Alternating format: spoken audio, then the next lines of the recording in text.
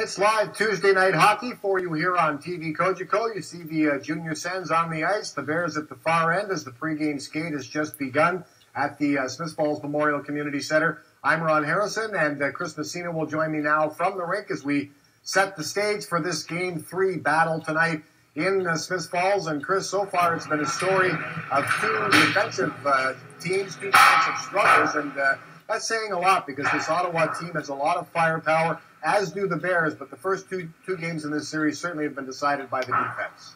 Well, you're right about that. I think, before Game 1 started in our last broadcast, we talked a lot about the offense and the offensive players that both of these teams possess, and we weren't going to say there was going to be a higher scoring series, but we did think that, there would be some guys that would definitely put up some decent points, but as you go on the playoffs and you get out of the first round when you're higher seeded teams, the level of competition that you're facing definitely goes up, and it becomes harder and harder to score goals. And that is really what playoff hockey is all about. I expect this one here tonight to be a pretty physical contest, as we've seen the first couple games. And one guy for the Bears who's been pretty consistent throughout the playoffs so far and during the regular season, maybe a bit of an unsung hero for this team, is Brandon McMartin, and he's tied for the team lead in scoring so far with 6 points for the Smith Falls Bears, Chris. And I wouldn't say he's come out of nowhere, but certainly he's played in the shadow of Victor Bolak all year.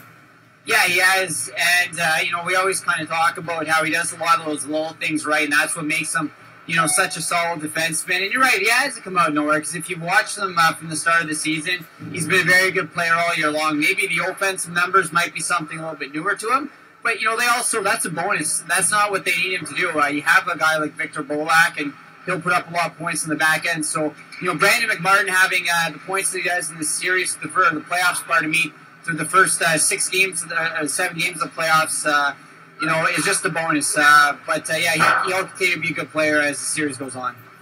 Really down to a best of 5 now, Chris, in this series with the two teams splitting the first 2 games. And you'd have to believe that whichever of these teams can get their big gunners going might, in fact, prevail in the end. And when you look down the lineup